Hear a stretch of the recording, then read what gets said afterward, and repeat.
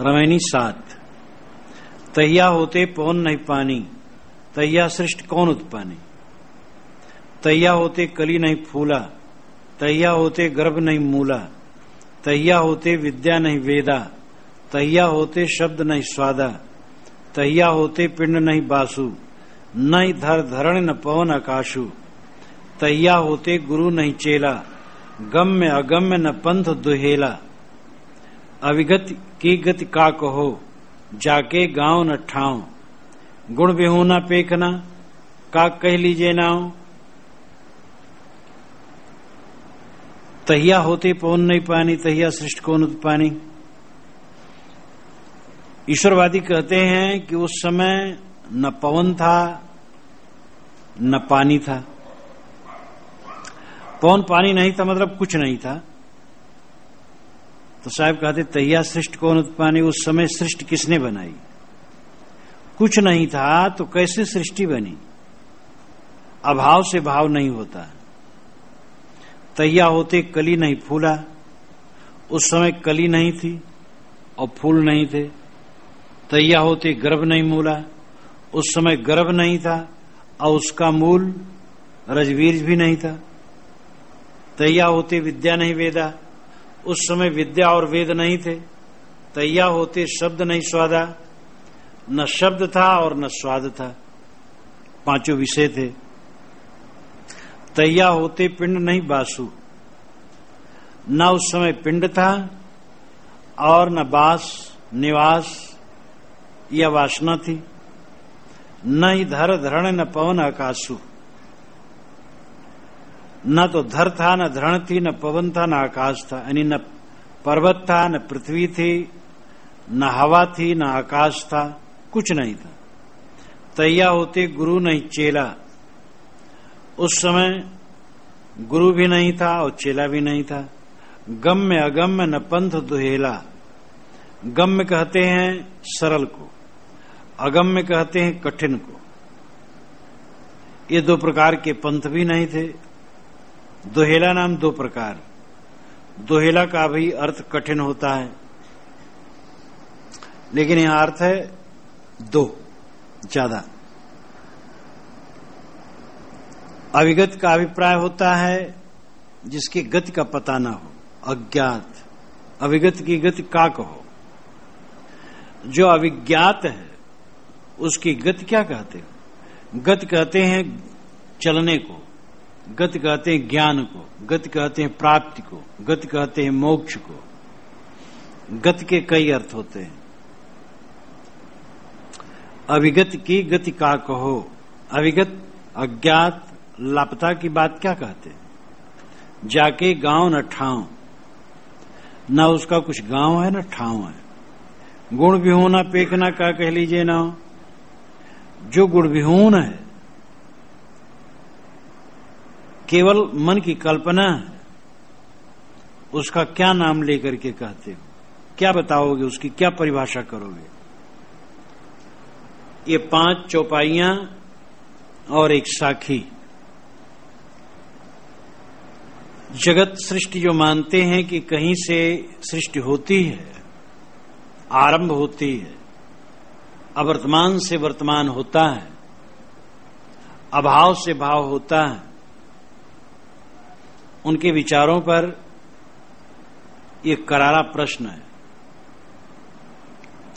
जो वस्तु नहीं होती है वो सत्ता में नहीं आती है। विज्ञान भी मानता है कि मैटर नित्य, द्रव्य नित्य। इस दुनिया में जितने भौतिक कण हैं उनमें से एक भी मिट नहीं जाएगा और जो नहीं है वो बन नहीं जाएगा। जितना है उतना है, न घटेगा न बढ़ेगा।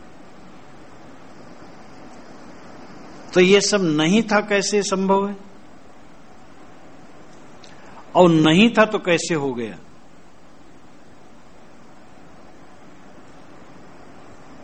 इस पर हमें विचार करने की जरूरत है। गीता कहती है नास्तु विदते भावो न भावो वित्ते सतः।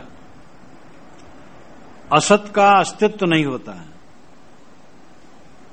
और सत्य का अभाव नहीं होता है। जो असत है वो अस्तित्व में कैसे आएगा, और जो है वो लुप्त कैसे हो जाएगा, क्यों रूप बदल जाएगा।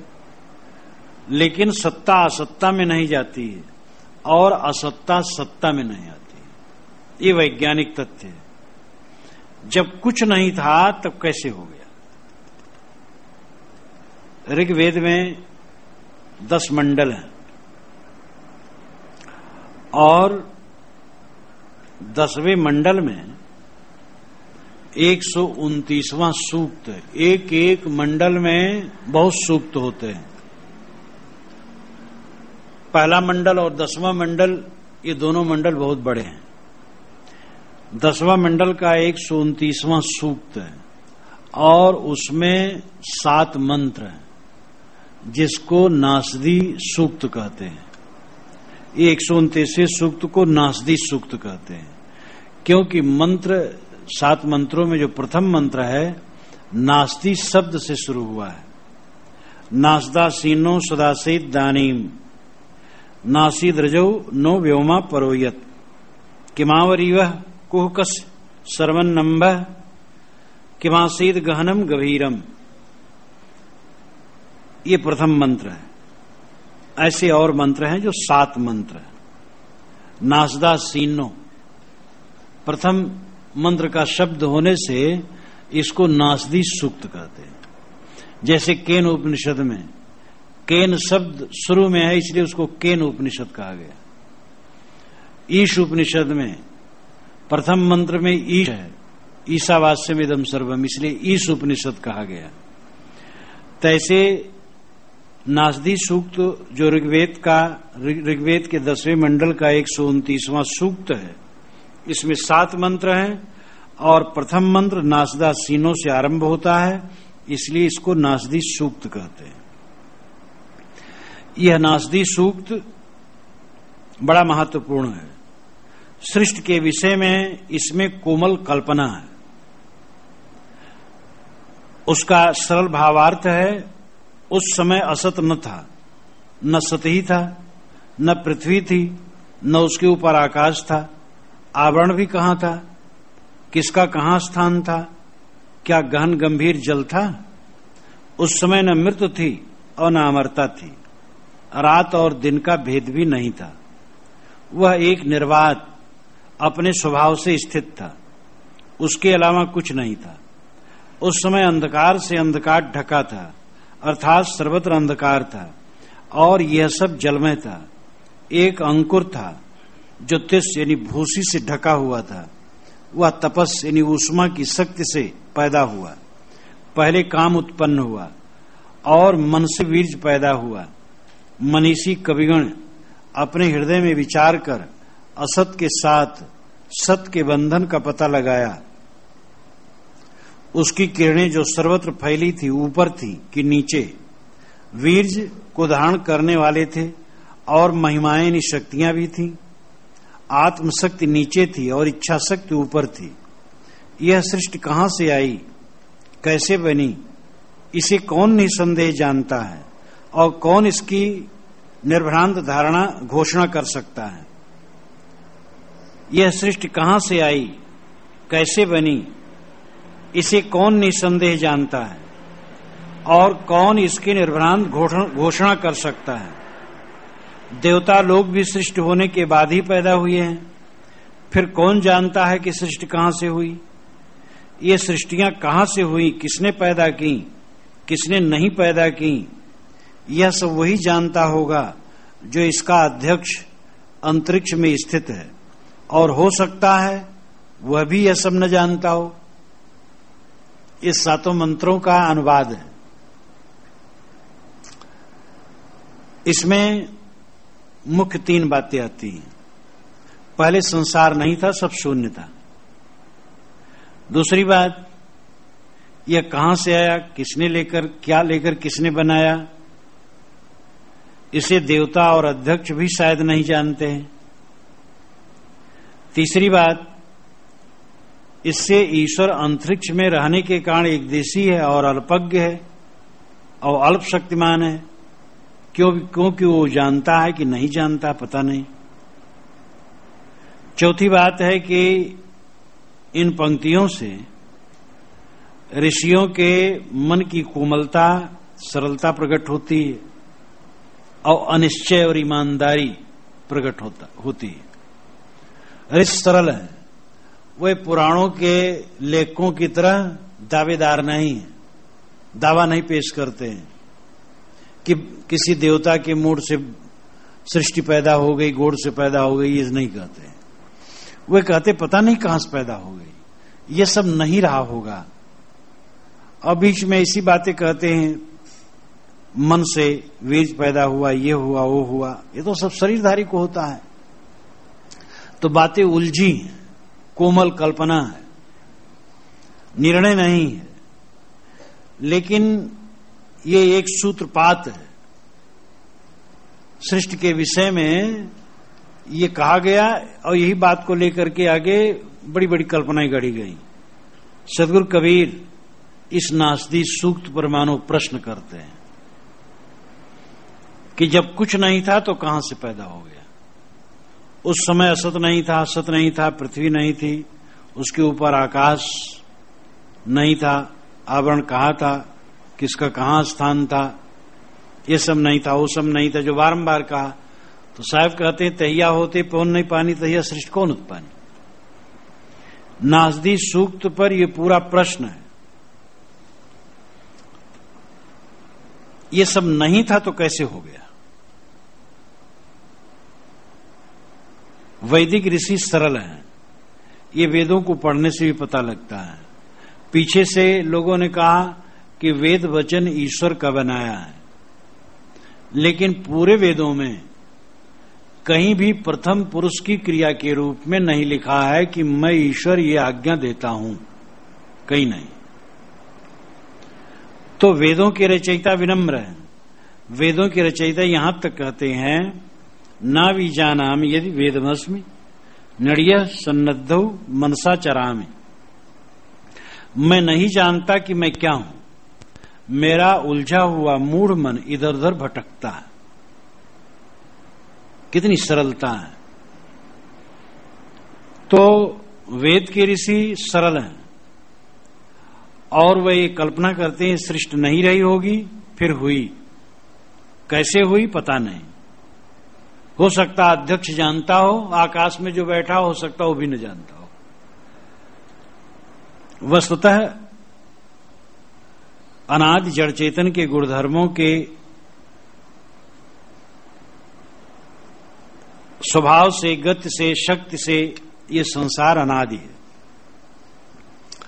द्रव्य नित्य है और उसमें गति नित्य है और उसके द्वारा ये जगत भी नित्य है। ये विचार करना चाहिए कि जो मैटर है, भौतिक द्रव्य है, वो पैदा नहीं होता, वो नित्य है। और उसमें जो क्रिया होती है वो क्रिया स्वभाव सिद्ध है। अगर क्रिया बाहर से पड़ती है तो कौन डालता है, और डाला तो अमुक समय क्यों डाला, उसके पहले क्यों नहीं डाला। तो द्रव्य में क्रिया स्वगत है, अपने आप है। द्रव्य नित्य, उसमें गति नित्य। और इस प्रकार ये सृष्टि भी नित्य। तो ये आरंभ इसका कहां है। इसलिए इसका कोई आरंभ नहीं है। चेतन अपने गुणधर्मों से नित्य है, अनादि है। वासनावश वो शरीर धरता और छोड़ता है, कर्म फल भोगता है। भौतिक द्रव्य अपने गुणधर्मों से अनादि है। इस प्रकार जगत प्रवाह रूप अनादि है, ये कहीं से बना नहीं। कुछ लोग कह सकते हैं कि कबीर साहब तो पढ़े लिखे नहीं थे, वेद के नासदी सूक्त को कैसे जाने। लेकिन ऐसे लोगों को भ्रम है, मस कागज छू नहीं इस साखी से। मस कागज न छूने पर भी कबीर साहब पढ़े लिखे हो सकते हैं। वेदव्यास ने कहा जाता है कि वह लिखे नहीं, बोले गणेश जी लिखे। तो वेदव्यास पढ़े लिखे नहीं थे। आज के जज बोलते हैं, उनके स्टेनो लिखते हैं, तो जज पढ़े लिखे नहीं होते। कबीर साहब हो सकता है शास्त्रों को समझने के लिए काम चलाऊं पढ़ लिए हो, या ये माना जा सकता है कि उनके पास ऐसा पंडित रहता हो जो शास्त्रों को पढ़ता हो, सुनाता हो, या ये माना जा सकता है कि उनके पास ऐसा पंडित रहता हो जो शास्त्रों को पढ़ता हो, सुनाता हो साहब को, और साहब उसका मनन करते हो और समीक्षा पेश करते हो। यह निश्चित है कि सत्य को अनुभव से बताया जा सकता है, लेकिन शास्त्रों की बातों को तो पढ़ के या जान करके ही बताया जा सकता है। बातों को तो पढ़ के या जान करके ही बताया जा सकता है। जो आत्म शांति का अनुभव है, तत्व विवेक है, या विश्व के रहस्य के विषय में जो निर्णय है, ये अपने अनुभव से दिए जा सकता है। लेकिन शास्त्रों की बात तो शास्त्रों को पढ़कर या सुनकर ही उसकी समीक्षा की जा सकती है। कबीर साहब या तो इतना पढ़ लिए होंगे जिससे ये सब पढ़ करके समझ सकें, या ऐसी बात बराबर वो सुनते रहे और उसका उत्तर उन्होंने दिया, उस पर प्रश्न किया, उसकी समीक्षा की, पूरा बीजक पढ़ डालिए तो वेदों, शास्त्रों, उपनिषदों, धर्मशास्त्रों, पुराणों, महाकाव्यों के उदाहरण उसमें भरे हैं।